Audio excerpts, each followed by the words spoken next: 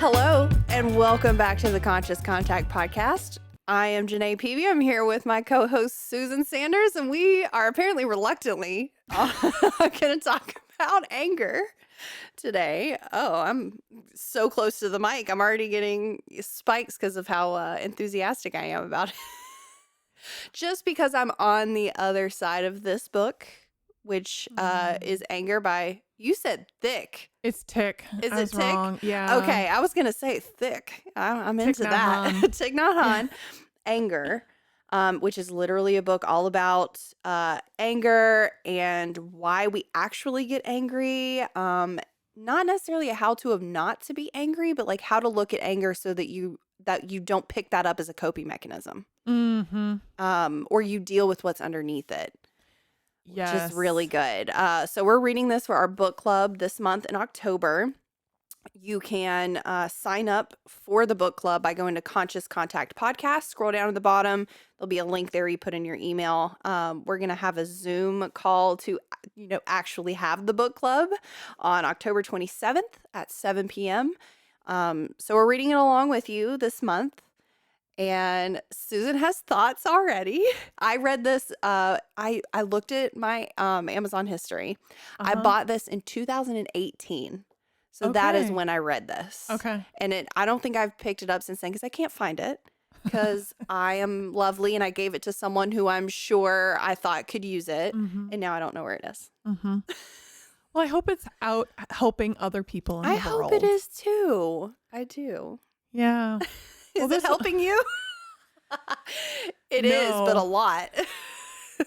Yeah, it will. And like all of the topics we've talked about that I have felt this way going into it Yeah. have turned into really valuable conversations. Yeah. That's all. Okay, I got you. I can run with that. I can run with that. Yeah. Yeah, I don't know anyone that doesn't struggle with anger, at least a little bit. And anger can seem like a strong word. That doesn't mean that you're like outwardly expressing it in a rageful manner, although that is my MO. I used to live my life with only one emotion, and it was anger. Samesies. Period. That's really hard. Well, I mean, it made it easy for me then because it was a coping mechanism. If I was angry, you couldn't hurt me. If I was angry, you were always wrong and I was always right. Mm-hmm. If I was angry, all my feelings were always justified. All of the shit we tell ourselves to make that okay for us to walk around treating other people in an angry fashion. But yeah, anger gives me an out. I don't have to be compassionate. I don't have to be empathetic. I don't have to listen to other people because I'm angry. So I am safe and protected on my high horse up here. And after a while, that got really exhausting. And then I got sober and was still angry. And I wanted to know where that came from because instead of helping me, it started to make me feel bad. Not guilty, but it didn't work anymore. Like I would feel angry and then it would make me want to cry, and I had, done a little bit of work on myself in the program. And then I was like, I really need to look into this because this is the one thing that I think is holding me back from being able to really connect with my life again. And I mean, obviously affecting my relationship with my partner, with the people around me. And let me just say as a whole, I am not ever, that's a double negative. It's not that I'm not angry anymore because that still happens. I'm a human. I have that emotion that will always come up, but it is minuscule in comparison to how it used to be. And that's over a long period of time with a lot of work and focus put on working on my anger. But yeah, it's, I am not proud of how I used to act. And I mean, in previous relationships, I was physical with people. I mean, I used to get in bar fights. I was that type of person. I was very nasty with my words. I wanted to intentionally hurt people. And it was all covering up the fact that I was scared shitless underneath it all. Like scared to be vulnerable, scared to have my feelings hurt, scared of what you think of me, scared of just all of that. And it was a way to cover it up. And this book just puts that into words so eloquently and really taught me how to pause when Mhm. those feelings start coming up. Like check myself before I wreck myself. Or how to walk it back if I've already wrecked myself. Because let's be honest, that's Yes. what normally happens. Like sometimes I'll catch it beforehand, but most of the time I'm going to Luke and I'm saying, hey, I know Yep. I was kind of a bitch earlier, and it's not you, and it has nothing to do with you, and you didn't do Yep. anything, but that doesn't make it okay for me to have done what I did, and I care about you, and Right. it is walking away from using anger is extremely humbling and hard and makes you apologize a lot if you deal with it on a consistent basis. Yeah. But Yeah. yeah, it's a rough one. That's a really hard emotion. I mean, it is. Can I just say ditto and we move to the joy segment? Sure. It's the worst podcast episode ever. So why has the first half of this been riling up these feelings of I need to cage myself in and feel cozy? Yeah, I also was and that's really I was angry for a long time and that is still my default is Mhm. anger. Yeah, yeah, same. And some people say they don't experience me in that way and They can't see inside our brains, Susan. right, because I've gotten really, really good at shoving it down Yeah, when I need to act like Susie Sunshine. like a normal person. Right. And this is where the video portion if you're only listening and you're in it, we are going to have a good conversation about this, Yeah. but looking at our facial Yeah, yeah. expressions during this particular conversation or these hard conversations is good. Yeah. Um so the reason and I my anger would a lot of it stemmed from shame. Let me put a period there. Mhm. Because I did not feel like it was ever okay to make mistakes. So if I did make a mistake, I was going to find out why it was your fault I made a mistake and Yeah. then berate you or somehow that anger was going to come out. And because if I can blame you for the mistake, you're never going to and be mad about it. Like no one wants to hug a porcupine. Yeah, yeah. So if I can create that distance between me and another person in an angry way, Yeah. then you're not going to approach me to find out that I am fallible. Yeah, yeah, it removes your culpability also. Yes. Like you can save yourself from having made the mistake cuz you didn't, they did. Mm-hmm. And it also keeps them from finding out that that's what you're doing. Yes. Yeah. Yeah. Yeah. So and I mean, this is all the way back as far as I can remember the whole Same. anger thing. Yeah. And I remember seeing anger work in my home. Like when my mom would get mad, she would slam the cabinet doors Mhm. and we would line up like little soldiers and we would snap to attention and do whatever needed to be done. Yeah. And it was interesting when I became a stepmother and I'm parenting these kids and I'm slamming the doors as hard as I can and no one is stepping into line. And that just pissed me off. Yeah. Yeah. And when you layer anger upon anger upon anger, Mm. it becomes really volatile and inconsistent Mhm. because I knew anger wasn't the way to go and was trying to get them to behave in the way I wanted to. Spoiler alert, that's not how you deal with people. No. Not if you want them to actually do what you're wanting them to do. Right. Which that's a whole nother podcast of people doing what we want them to do versus them being a human. That's right. That's right. And so it just got all complicated and just cannot even begin to count the number of relationships that I've damaged because of my words, my action, and then my just like fuck it, fuck you, fuck off, we're Yes. done. And Yes. slamming the door and being done with that person. Yeah.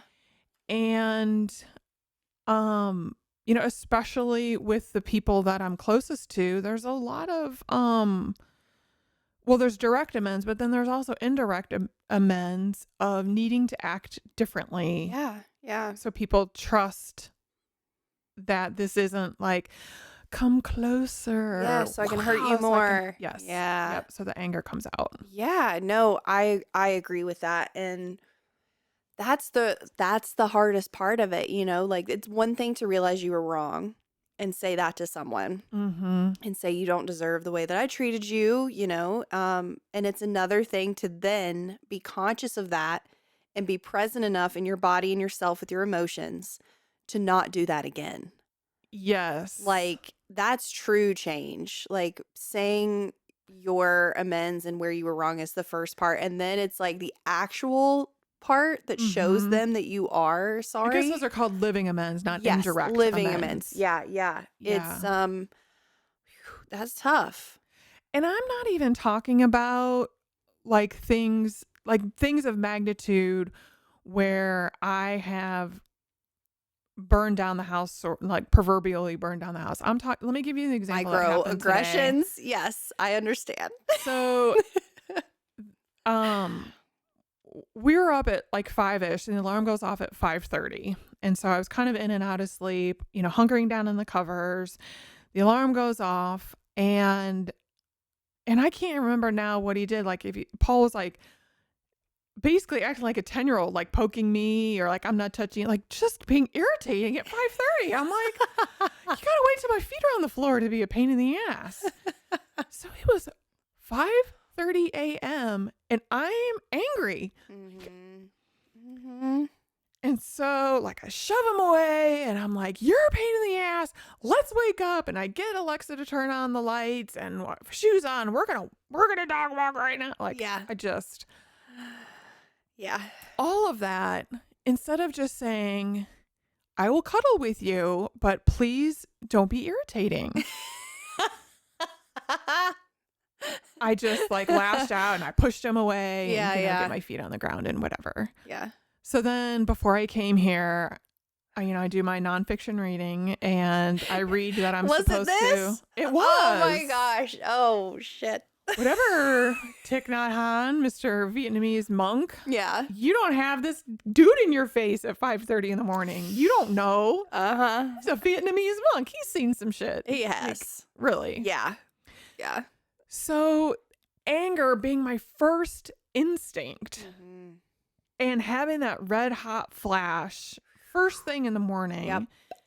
It's not how I want to be. It's not how I want to be in my marriage. Yeah. And my instinct and how I've always acted is to pretend I'm not the one that did the wrong thing.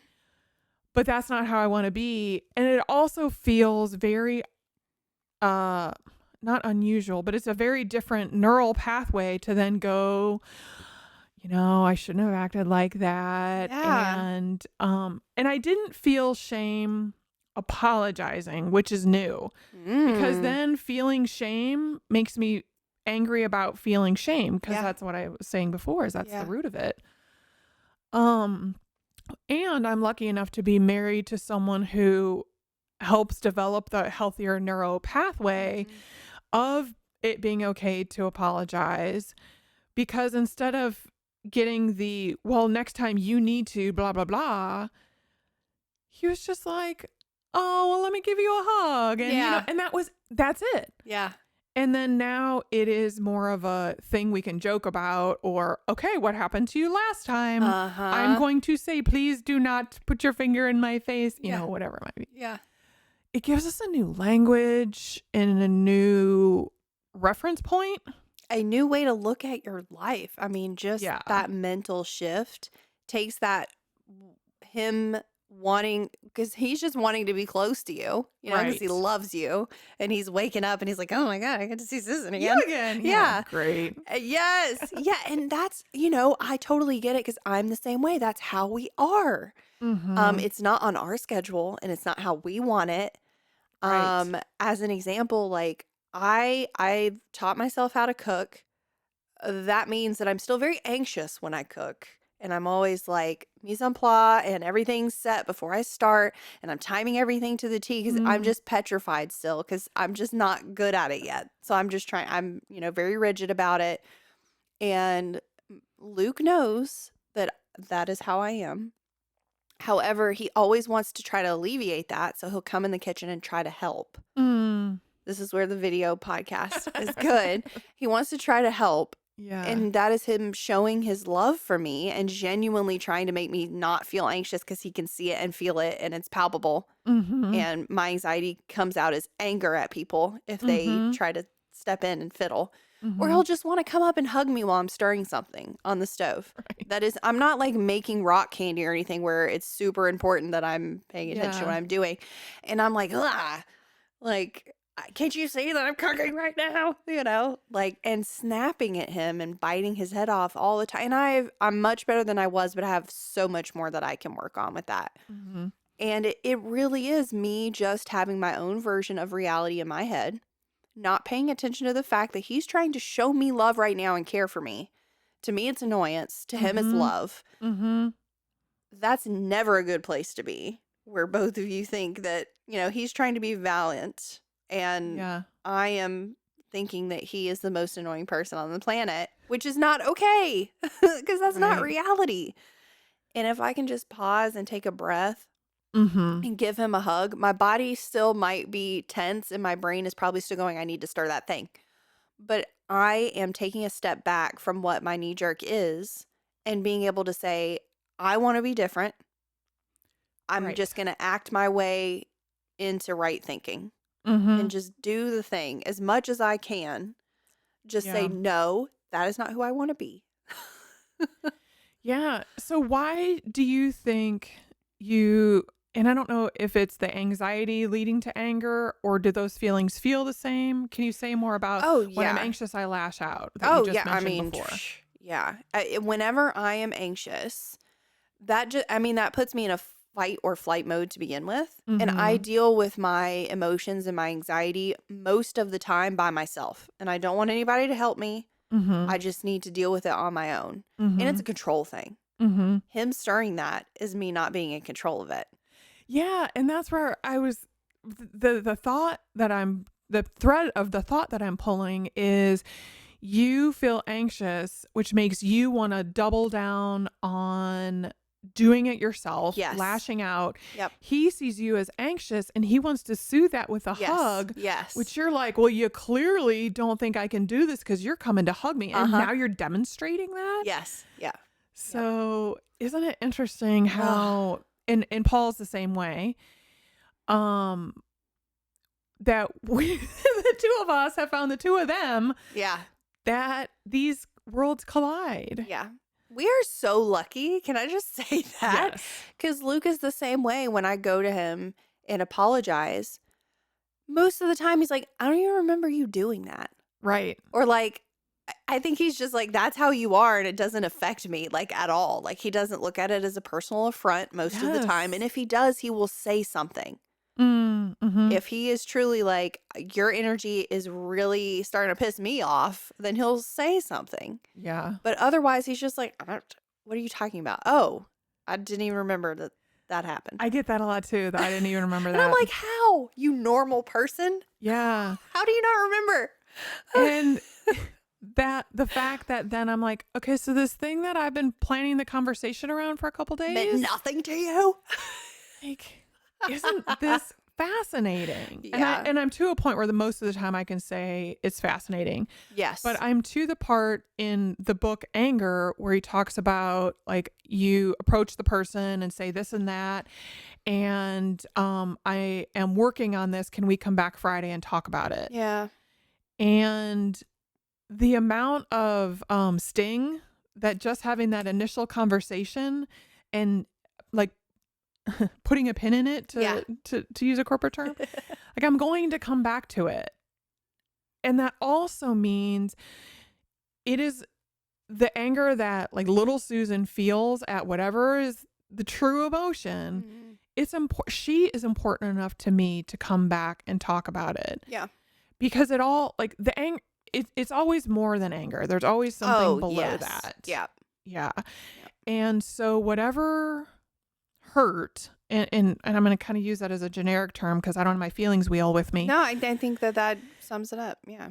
That is what needs to be addressed. Yeah, because anger is a response to pain of some kind. Yeah. Physical, emotional.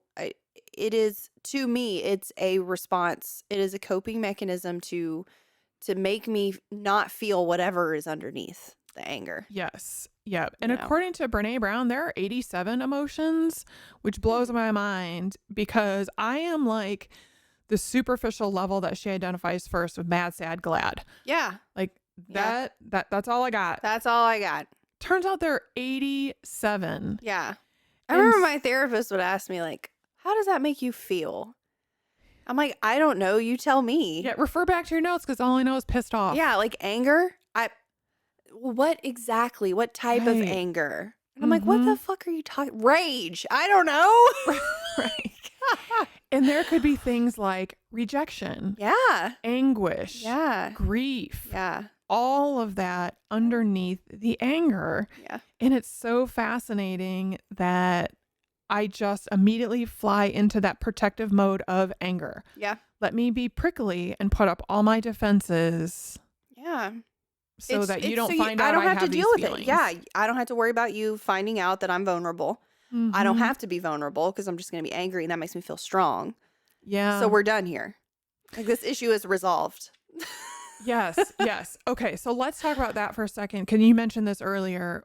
When anger works. Oh, I mean, God, it used to work for me I thought it worked for me all the time. Yeah. Yeah, if I don't want to be vulnerable, if I don't want to admit my culpability in something, if I don't want to work on whatever it is I need to work on, I'll just be angry.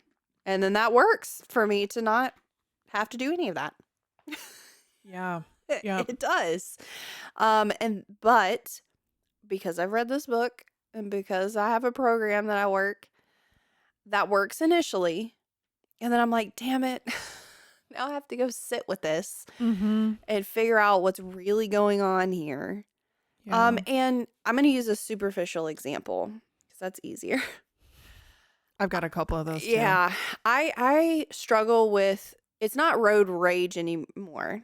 It's Mhm. definitely more like road annoyance. Mm-hmm. Rage is like gone most of the time. But I do have that knee-jerk reaction of, doesn't matter what someone's doing, I can find a reason to get mad at them. They're going too slow, they're going too fast, they're in my lane, they're not in my lane, they're, whatever. And I allow that to affect my reality and my day in such a way that I am no longer present within myself while I'm driving, anything. I'm just focused on this anger that I'm feeling towards someone that doesn't know I exist, obviously because they cut me off, or who may be speeding to see their pregnant wife give birth, or a loved one that's passing. Like, I don't know what they're going through. You know what I mean? Like, I do try to think about it in that way instead of just like, I shouldn't have road rage. That doesn't work for me. Like, telling myself I shouldn't be angry does not work. I have to reframe it and look, okay, what's actually reality? Like, how big of a deal is this? And it's never a big deal. Like, nothing is ever really a big deal so far within my life and what's going on right now. And I have to just pause and laugh at myself. And I do that a lot with the road rage thing. And think about how silly it is. And then I get that moment of joy where I'm like, wow, this used to have ruined my day. And I would go and come home and bitch about it to Luke and treat him like shit because of this person that pissed me off, and I can just sit in my car and giggle at myself and be like, wow, what a beautiful day instead. And I think that is really more connecting with your true self. That's the thing that I Yes. have found in recovery is connecting with my authentic self. Yep. And when I'm angry, it just cuts that off. It does. Like I stop at the anger. I don't look at, oh, well, I feel unimportant because this person didn't even see me. Uh-huh. So is there another way that this presents itself with me a lot in my work life. Mm. When I am mad because people aren't doing what they said they were going to do, AKA what I want them to do. or what they committed to.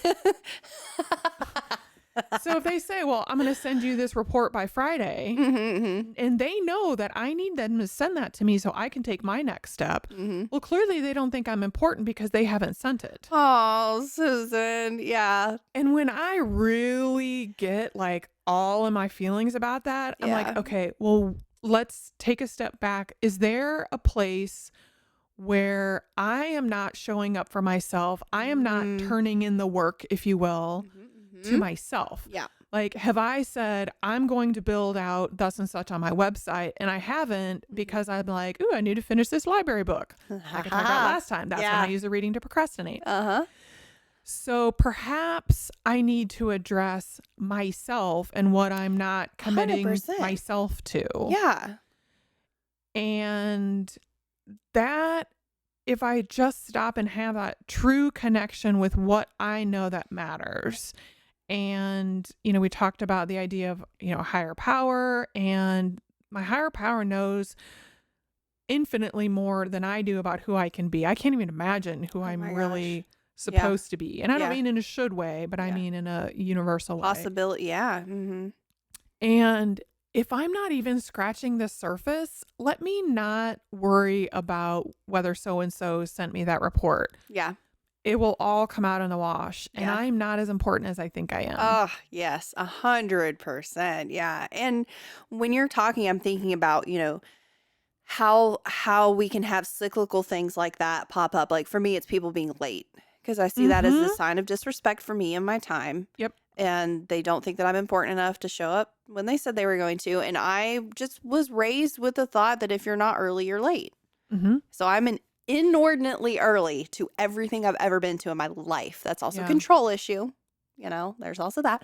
But so here is what I've settled with on that. And your email situation was making me think about that. If I find myself constantly getting angry over the same, and I hate this word, but it makes sense here, trigger, what can I do to alleviate me feeling that way? And that doesn't mean that I shouldn't feel that way or I don't need to ever feel that way. It's taking accountability for my own shit. And also, obviously, there's some inner work that I need to do on it, period. But practically, how can I ensure that, because no one can make you feel anything. I just want to look into the camera and say that. No one can make you feel anything. That is a choice. And how can I make it to where it's easier for me to not be angry over this specific situation? Do I need to send a follow-up email Thursday afternoon? Would that make me feel more comfortable and in control and like I am spelling out my needs for this other person? Will that keep my side of the street clean so that they are reminded of that expectation? So now I text people, the day before, the night before, and you do this too. We do it for the podcast. Are we still on for such and such? Right. And like, that is still a coping mechanism, and that's all about control, and it is making sure that we are making the other person aware of our needs, which is healthier than being angry is. But yeah, just managing your own shit. Yeah. In a way where, like, what practically can I do to make sure that this situation doesn't happen? Or if it does, that is completely their side of the street and it has nothing to do with me anymore. Right. It has nothing to do with me. Yeah. And it doesn't to begin with. But this is just making sure we know it doesn't have anything to do with us. Yes. That person might just be terrible at their job or not good at deadlines. And let's say that person is just a manipulative bastard. It could be. And really is withholding sending the report until end of business. So I can't do. Well, you know what? That is also has nothing to do with me. Yep. Because you know what? The only thing worse than dealing with a person like that is being a person like that. Yes. Yeah. And I am choosing not to be her anymore. Yeah. And therefore, the feelings that I have, the feeling is an indicator that something needs to be addressed. Yep. I can't address that with anybody else, but I can address it with me. Yes. Yep. And I think that's why this anger thing is just got me back So on my complicated. heels Yeah. because it's all the time. Yeah. And I think I've done a lot of work. Man, there's so much more. Oh yeah, always and forever. And I like I was saying in my story about Luke coming in when I'm cooking. He knows that's what my reaction's going to be. I know. And that is my excuse for still getting angry sometimes. Like, your husband knows that if he fucks with you in the morning, that is what your reaction's going to be. However, they're still probably going to do it because they're human. Right. And Luke still does it. And sometimes I just sit there and I want to scream like, you know how I am. Like, why would you do this? But at the Yeah. same time, that's not on him. Right. That is not on him. It's on me to change my trigger, to remove that so that no matter what he does, because I can't control other people. Right. If I remove that sticking point for me, if I remove that trigger, if I remove my jump to anger when he's trying to show me love when I'm cooking, the whole thing changes and it no longer matters what he's doing. Because the idea of saying you can't, while I am doing thus and such activities, be in the may kitchen. not do Yeah. X, Y, and Z. Yeah. That's codependency. It is, and it's shitty. Right. And That's it's not nice. It's not healthy No. for either one of you. No. And if we could get back to the biology and physiology of the hug in itself, science says if you hug, I mean, the science is out whether it's 10 to 20 seconds, but Yeah. you literally will release oxytocin. Yeah. And that is a hormone that makes you feel good. It's like smiling when you don't feel like it. Like, Mhm. it does change your chemical, The chemicals in your body. the chemicals in your body and the chemical transfer in your brain. It just does. Right. Yep. And we're specifically talking about the chemicals in your gut and your brain. Yeah. And those are the ones that are making decisions. Yes. Yes, they So- are. Unfortunately, we're simple creatures as humans. Yes. Yes. So, And so what I find is that I am trying to soften anger. yes. Maybe I'm not getting rid of it Oh, yeah, yeah. because that anger is telling me there's something else to look at and then going to look at it or something else. Yeah. So I don't want to get rid of it. I don't want to stuff it. I don't want to splatter everybody in my world with it either. Yeah, that's the balance. Yeah. My goal right now is to soften it. Yes, yeah, because it is not like that's the opposite of everything we talk about on this podcast. Getting rid of of a feeling or not feeling something, Right. absolutely opposite of our ethos and how we live our life. Like, that is not the point. That is almost worse than continuing to be a rage-filled person, is not feeling it. Right. Because that means you're with it. you have to truly feel it, not surface level. Like, truly go feel that anger by yourself where you're not affecting other people for a while. Like, truly, like, let it run its course. Go to a rage room, break some plates. Like, well, I call my Subaru like a roving rage room at times because there was a period of my life where I just, on a probably weekly basis, I had a specific song that I'm not even remembering the name of right now. It was definitely Rage Against the Machine. yeah. And I would have to go to a place and I would scream. Often I would start crying. Yep. Like, it all would come out in the wash. And I'm a little old to do it right now because I'll hurt myself. But at one point, my counselor would even say, throw a temper tantrum. You know, like the kid in Target. Yeah. But you know where I can do it is underwater. Oh, People really yeah. can't hear you. Mhm, I'm very unlikely to hurt myself because of the pushback of the water. True. Yep.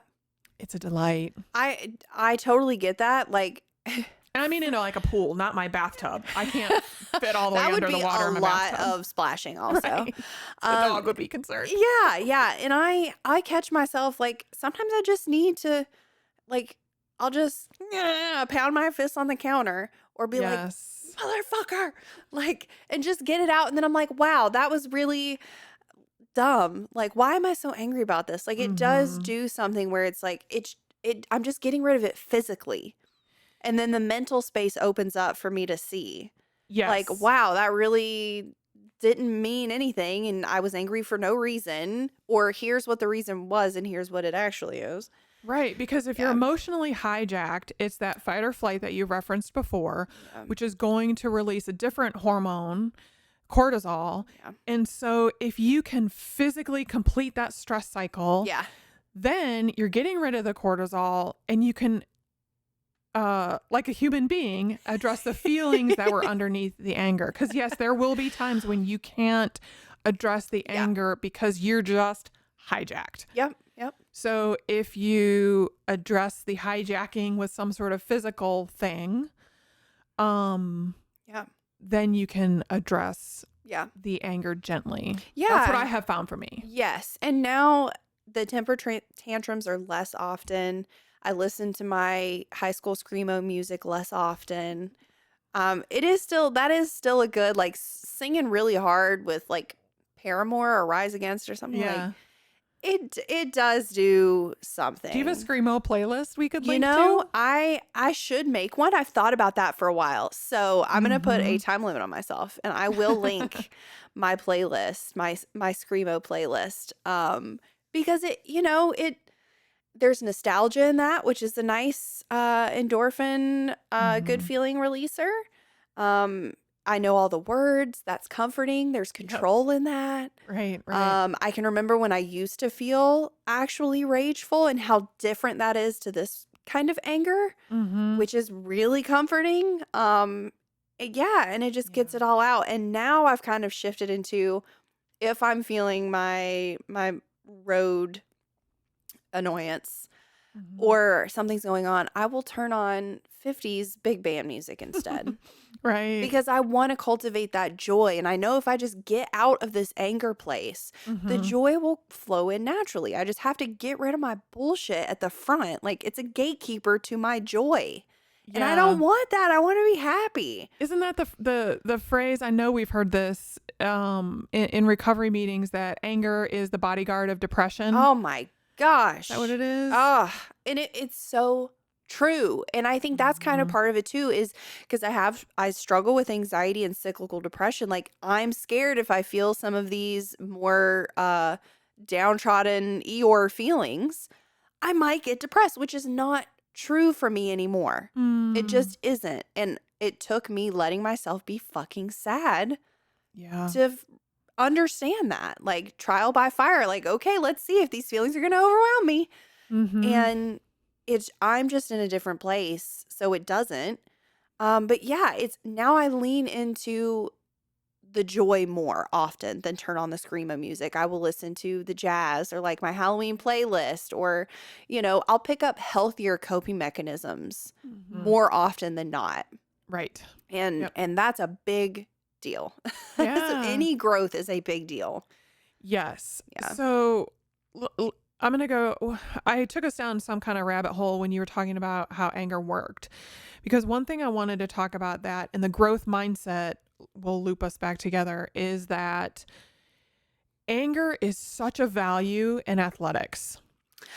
Yes. And that, when I learned that aggression and anger is what is going to get me awards, accolades, and playing time and attention and love and all those things that I felt like I was missing, that was really hard to let go of anger, because that was something, like, I'm told it's a value. Like, there's even a phrase like, oh, she plays like she has a chip on her shoulder. Yeah. I can't tell you how many times newspapers and radio people would say that about me. Yeah. In a positive way. Yes. And I want to slightly use the emotion wheel, just because in this one particular instance, I know that there's a difference, and you even said it. Aggression and anger are different. Yes. Not to my 15-year-old brain. I know, yeah. And not to people who can't express it. Right. And that's my caveman brain, is not being able to differentiate those until I'm learning that there are emotion. I can't even say the word. Yeah. There are feelings besides mad, sad, glad. Yeah. Yeah. And that is where the growth is, and that it is okay to let go of what that persona was. There are Yeah. people in my life now that have no idea that I was the angry post player and ever played Yes. basketball, etc. Yeah. They have no idea that I was Susie Lycra and taught group exercise for decades and I decades. still want photos of this. Can we No link that, photos. please? Please put it in the comments if you want to see. So there is a friend of mine from grad school that videotaped a group exercise class of mine for a project we were working on for something else. Is this on digital? Oh yeah. Oh, yes. I'll have to figure out where it lives. So Jen, I'm going to be reaching out to you to figure out where that is. And it was a seniors exercise class. The music is like Mac the Night, like all that. Yes. It's pretty great. But my point is the growth. Yes. And that Yep. if it's not working for you, change it. That's Yeah, okay. exactly. It may feel scary. And when you're scared, you lash out in anger. Yeah. I do. I'm not going to say you. Yeah. Um, Well, you can say me, but maybe not everybody else, but Right. definitely me. yeah. And so it's a weird spot to be. Like, I want to take the next step. The path isn't there. Mhm. But I think this book is going to help with that because yes, it's a lot of discussion and theory, et cetera. Yeah. But I have found I'm not even halfway through and there are some practical tools Yes. that I'm using. Yes. Yeah. So yes, we want you to join the book club, join us in our conversation, et cetera. But more importantly, We're starting with a banger. Like, this is a big deal. yes. And this is a book that can help anyone, no matter where they are, Yeah. start to let go of some things that aren't working for Yeah. them. And let the joy in and be able to release some of that. Because, I mean, it is painful. And I didn't Yeah. realize how painful it was till I stopped and paid attention to it. Right. It's rough. It's rough. And this is the title is anger, but even halfway through, I'm sure you can tell it is really about cultivating love. Like, he uses the word Yes. love a lot to combat anger, and that really grinded my gears like the first Yeah. couple chapters because that's just hard for me, especially in 2018. But it is. You have to counteract that because anger is such a strong emotion. You have to counteract that with an equally strong response. Yes, you can't just remove. I say this all the time about Yeah. habit change. You can't just remove something Yep. because then it's a vacuum. Sand will fill the hole. Yes. But if you have something you can put in there, like love, Yeah. that will help. Yeah. And as I'm trying to respond differently today, my response in the present is based on my reaction to something in the past. Yeah. So if I have something different now to push against, like my husband loves me. He just wants to be by me. Exactly. It's not his fault that I don't want him in my face. I just need to Yeah. say, I don't want you in my face right now. Yeah. Or like, I love you. I'm going to get up real quick and then I'll show you. Or like, No, get out of let my me face. take a. I need to reread those pages again. Yeah, It's fine. yeah. But like, it's just letting them know where we're at, letting them know that it's not their fault that we feel this way, Right. which is the biggest part of it. Like, I love you and I want to cultivate more love with you and I need help to work on this. Help me. Mhm. And he says that in here a ton is asking. Those are the 3 sentences. Yes. And damn it if he's not right. And I was like, this is so clunky and I hate it. I'm never going to do this. But the way you said it feels much more accessible to me than the way it's written in the book. Yes. Because Which he's is, I very think- formal. Yes. Yeah. Well, I'm sure English isn't his first language and there's all that. Yeah. And there's an editor behind this. And yeah. in translation, I would imagine he wrote it in his native I would language. assume so. Yeah. Yeah. That is where this conversation today This and the book club conversation will be very valuable. Agreed. Shameless plug. We can move into that. Yeah. Please help me with my anger problem October 27th at 7 p.m. Yes. Yeah. Do what we talked about in the beginning. That's how you join the book club. Our hashtag is CC Podcast Book Club. And you can follow us there. We'll post updates on our personal pages, which are Genay Peavey and Sustainable_Sue. Great. And the podcast is Conscious Contact Podcast. Website and Instagram. And YouTube now. And YouTube, yes. We'll link that below. And, let us know how angry you are about this book if you start to read it. Or, if you don't necessarily struggle with anger, let us know that too so we can envy you and maybe point out places that you might not think about. Because I think everyone does experience it in some way, shape, or form. And this conversation on October 27th, I think, is really going to be cool to hear from different experiences. Because, I mean, me and you talk a lot, and we're very simpatico on that. But, the wider experience of anger, I just think it's going to be really cool. I agree. So, moment of joy. Yeah, mine is directly related to this topic of anger. Wow, that's growth. It is. Holy crap. It is. And, to the point there have been just tears shed about it, that because I mentioned before how angry I was with my kids and how inconsistent. And when kids are in elementary school and middle school, inconsistency is scary and makes them feel unsafe. Yes. Yeah. And there are months, 6 months, 9 months, almost a year that can go by, that has gone by in the last 3 years, when we don't see our youngest, when we don't see our son. And I am still working on, the amends, the direct amends to him, and trying to show living amends in the meantime. Yeah. And he came for dinner this week. Oh. And he was at our dinner table twice in the last 6 weeks. And I just am so joyful and grateful for him showing up. Yeah. Because I wasn't that consistent for him. And you're gonna make me cry. Yeah, I've wept. Oh my gosh. And it sounds dumb, like this is just about meatloaf, right? It's not just about meatloaf. It's not. No. Yeah. No, not at all. And I didn't get that opportunity with my mom before she died. Yeah. To consciously have that connection with her. I think we did when she was already unconscious, but which is still valid. It is. Yeah. But to not the same. Have him laughing again at my dinner table brought so much joy. Oh my God. Yeah. I'm going to be so superficial and actually superficial with mine so that I can pause this well of emotions. Because, it's not just your story. It's obviously our shared history and issues with our parents and all of that. That's such a big deal to break that trauma cycle and show up and be a new person and have that other person see it is awesome. I've been playing a game, which I'm not a big video game person, but Luke suggested this and it might be the best or the worst thing that he's ever done.